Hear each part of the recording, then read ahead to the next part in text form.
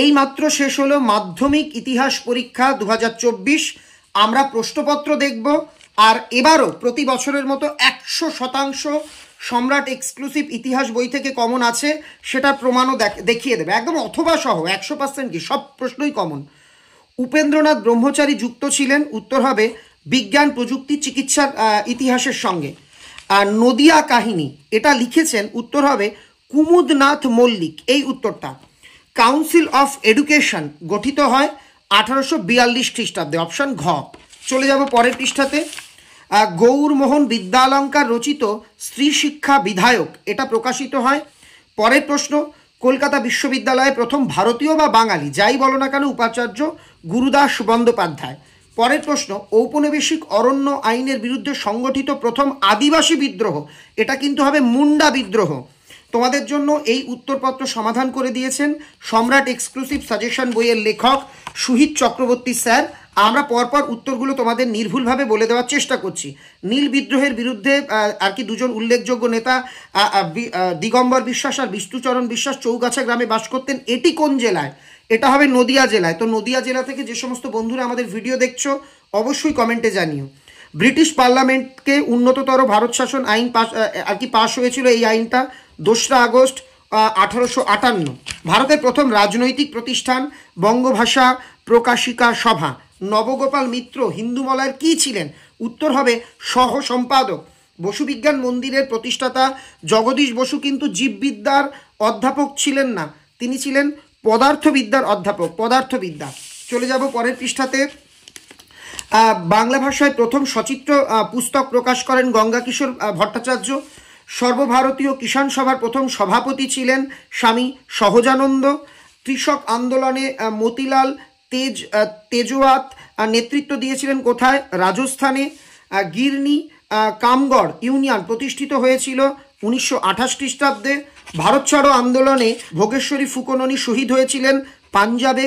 পরের প্রশ্ন রয়েছে, অ্যান্টি সার্কুলার সোসাইটির সম্পাদক শচীন্দ্র প্রসাদ বসু। বীণা দাস বাংলার আর কি ছোটলাট স্ট্যানলি জ্যাকসনকে হত্যার চেষ্টা করেন 1932। স্বাধীন ভারতের প্রথম গান্ধীবাদী শহীদ হলেন পত্রী শ্রীরামালু। এটা হচ্ছে অপশন গ। তোমরা উত্তরগুলো পরপর দেখে নিচ্ছ। এবার আমাদের পরের পৃষ্ঠা, এখানে রয়েছে লাস্ট এমসিকিউ। গোয়া ভারতভুক্ত হয় 1961। যারা সবেমাত্র মাধ্যমিক দিয়েছো ভিডিওটা কিন্তু তাদের জন্য নয়, তোমরা পরীক্ষার শেষে উত্তরগুলো দেখে নিও, এখন উত্তর দেখো না। যারা আগামী বছর মাধ্যমিক দেবে অর্থাৎ 25-এ, তাদের জন্যই এই সমাধান ভিডিও আমরা মূলত পোস্ট করছি। কোন দিনটি আন্তর্জাতিক পরিবেশ দিবস? 5ই জুন। সরকারি নথিপত্র কোথায় সংরক্ষিত হয়? লেখাগার বা মহাজেফখানা, যে কোনো একটা লিখলেই হবে। কোন বছর নারী সত্যাগ্রহ সমিতি আর কি গঠিত হয়? 1921। আর বিশ্বভারতীকে প্রতিষ্ঠা করেন কবিগুরু রবীন্দ্রনাথ ঠাকুর। এবার সত্য মিথ্যে রয়েছে। বঙ্গভঙ্গ বিরোধী আন্দোলন কৃষকদের মধ্যে সীমাবদ্ধ ছিল, মিথ্যে। নীল বিদ্রোহের অন্যতম নেতা ছিল বিশ্বনাথ সর্দার, সত্য। ফরাজি আন্দোলনের প্রতিষ্ঠাতা ছিলেন দুদু মিয়া, এটা মিথ্যে। দি বেঙ্গল পত্রিকার সম্পাদক ছিল সুরেন্দ্রনাথ বন্দ্যোপাধ্যায়, এটা সত্য।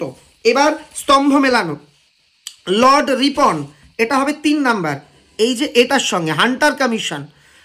নেলি সেনগুপ্ত হবে 4 নাম্বার, অর্থাৎ স্টিম লঞ্চ ধর্মঘট। লর্ড আমাহাস্ট হবে জনশিক্ষা কমিটি। আর তারকনাথ পালিত হবে বিটিআই বা বেঙ্গল টেকনিক্যাল ইনস্টিটিউট। চলে যাব আমরা আর কি, এই যে তোমরা দেখতে পাচ্ছ যে ম্যাপ পয়েন্টিং, এগুলো আশা করি পেরেছো। এবার বিবৃতি ব্যাখ্যা, এখানে দাগানোই রয়েছে উত্তর। হিন্দু কলেজ প্রতিষ্ঠিত হয়েছিল, এটি প্রতিষ্ঠিত হয়েছিল সম্ভ্রান্ত হিন্দু পরিবারের ছাত্রছাত্রীদের আধুনিক পাশ্চাত্য শিক্ষা শিক্ষিত করবার জন্য। বারদৌলি সত্যাগ্রহ আন্দোলন অনুষ্ঠিত হয়েছিল, এটি মূলত সরকারি রাজস্ব বৃদ্ধির বিরুদ্ধে ধনী শ্রেণী ও কৃষক শ্রেণীর যৌথ আন্দোলন ছিল। পরের পৃষ্ঠায় চলে যাব। দেশপ্রাণ বীরেন্দ্রনাথ শাসমল ছিলেন বাংলার জনপ্রিয় নেতা। এটা কেন? তিনি অসহযোগ আন্দোলনের সময় মেদিনীপুরের কৃষক আন্দোলনের নেতৃত্ব দিয়েছিলেন। আর লাস্ট 1946-এর 12ই ফেব্রুয়ারি দিনটি রশিদ আলী হয়, কারণ রশিদ আলী ছিলেন আজাদ হিন্দ বাহিনীর একজন ক্যাপ্টেন। এরপর রয়েছে 2 দাগের প্রশ্ন, প্রশ্নগুলো তোমরা স্ক্রিনে দেখে নাও। এর অধিকাংশ প্রশ্ন 11টা লিখতে হবে, এর মধ্যে অধিকাংশ প্রায় 15টা, 11টা লিখতে হবে, তার মধ্যে প্রায় সবকটা কিন্তু সম্রাট এক্সক্লুসিভ সাজেশন বইয়ে হুবহু ছিল। উপরের এমসিকিউ একটু কঠিন এসছে বলে তোমরা অনেকেই বলছো, কিন্তু তার অধিকাংশই সম্রাট এক্সক্লুসিভ সাজেশনে ছিল। এবার চলে আসছি 4-এর প্রশ্ন। দেখো এক একটা করে মিলিয়ে দেখাচ্ছি। প্রথম প্রশ্ন, নারী সমাজের বিকাশে বামাবোধিনীর গুরুত্ব। বামাবোধিনী পত্রিকা নারী সমাজের আর কি বিকাশে কিভাবে অংশগ্রহণ। সম্রাট এক্সক্লুসিভ সাজেশন বইয়ের 43 নম্বর পৃষ্ঠাতে রয়েছে। পরের প্রশ্ন, ধর্ম সংস্কারে স্বামী বিবেকানন্দের ভূমিকা। সাজেশন বই থেকে হুবহু কমন। বিবেকানন্দের সর্বধর্ম সংস্কার, এই যে ধর্ম সংস্কারে বিবেকানন্দ হুবহু কমন। নেক্সট প্রশ্ন রয়েছে, মহাবিদ্রোহকে সামন্ততান্ত্রিক বিদ্রোহ আর কি কেন বলা যেতে পারে বা বলা যেতে পারে কিনা, এটাও সম্রাট এক্সক্লুসিভ সাজেশন বই থেকে দেখো হুবহু কমন। এই যে দেখো, সামন্ততান্ত্রিক বিদ্রোহ বলা যায় কিনা, এটা আমাদের বই থেকেও কমন এসছে। পরের প্রশ্ন আছে, 19 শতকে জাতীয়তাবাদের বিকাশে ভারত মাতা চিত্রের বর্ণনা, এটা আমাদের সাজেশন বইয়ের 90 নম্বর পৃষ্ঠাতে রয়েছে। এই যে দেখে নাও, ভারত মাতা কিভাবে, এই যে ভারত মাতা চিত্রের বর্ণনা এখান থেকে কিন্তু এসেছে। একটা বিষয় তোমাদের বলে রাখি, আমাদের এই সম্রাট এক্সক্লুসিভ সাজেশন বইকে ভালোবেসে তোমরা সংগ্রহ করেছো সুহিত স্যারের লেখা এই বই থেকে। প্রতি বছরই কিন্তু সর্বোচ্চ কমন থাকে। এবছর দুই একটি ইউটিউব চ্যানেলে অন্য কোম্পানির একটি বইয়ের সঙ্গে যে কোনো কারণে অর্থ বিনিময় হতে পারে বা অন্য কোনো কারণে আমাদের এই বইয়ের তুলনা করে এটা খারাপ, এর থেকে কমন আসবে না ইত্যাদি বোঝানোর চেষ্টা হয়েছিল, ছাত্রদের মিসগাইড করার চেষ্টা হয়েছিল। অনেক ছাত্র বলেছে, স্যার আমরা এই বই না কিনে ওই কোম্পানির বই কিনে ঠকেছি, ওতে কিচ্ছু নেই।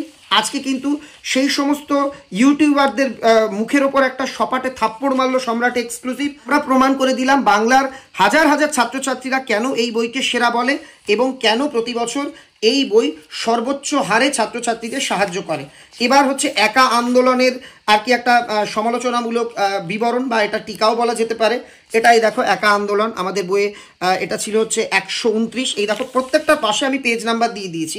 130 নম্বর পৃষ্ঠাতেই পরেরটা রয়েছে, কংগ্রেস সমাজতন্ত্রী দল। এই দেখো, এখান থেকে কমন এসেছে। এবার তিনটে বড় প্রশ্ন দেখো, এখানে তোমাদের লিখতে হবে মোট 6টা, এখানে 8টার 8টাই কমন। এবার বড় প্রশ্ন লিখতে হবে তিনটের মধ্যে 3খানাই কমন। প্রথম প্রশ্নটা দেখে নাও, 47 নম্বর পৃষ্ঠাতে বিদ্যাসাগরের একদম হুবহু বিদ্যাসাগরের প্রশ্নটা। তারপরে লাস্টেরটা দেখাচ্ছি 152 নম্বর পৃষ্ঠা। এই যে দেখে নাও, 152 নম্বর পৃষ্ঠা, বাংলা নমশূদ্র আন্দোলন। আর তার উপরের পৃষ্ঠাটা দেখো, দুটো টুকরো দুই জায়গা থেকে দেওয়া হয়েছে।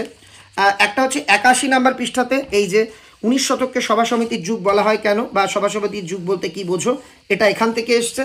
আর বাকি টুকরোটা 95 নম্বর পৃষ্ঠা থেকে কিন্তু এসেছে, যে জাতীয়তাবাদ প্রসারে হিন্দু মেলার ভূমিকা। দেখো, এটাও কিন্তু এখান থেকে এসে গেছে। অর্থাৎ আমি কিন্তু মুখে বললাম না, একদম তোমাদের হাতে কলমে দেখিয়ে দিলাম এই বই থেকে কতটা কমন এসেছে। আশা করি তোমরা যারা এই বই সংগ্রহ করেছিলে, সম্রাট এক্সক্লুসিভ সংগ্রহ করেছিলে, তারা উপকৃত হয়েছো। এটা 2024-এর বই। আমরা এক বই প্রতিবার ছাপি না, এবার 25-এর বই তোমাদের জন্য আসতে চলেছে। এই যে আজকে পরীক্ষা হয়ে গেল, আজকের পরীক্ষার প্রশ্নপত্র বিশ্লেষণ করে আমাদের প্রত্যেকটা বিষয়ের স্যারেরা নতুন আঙ্গিকে 25-এর জন্য বই প্রকাশ করতে চলেছে আগামী 3 মাস থেকে 4 মাসের মধ্যেই। তাহলে সবাইকে অনেক অনেক ধন্যবাদ এতক্ষণ আমাদের সঙ্গে থাকবার জন্য এবং ভিডিওটি দেখবার জন্য।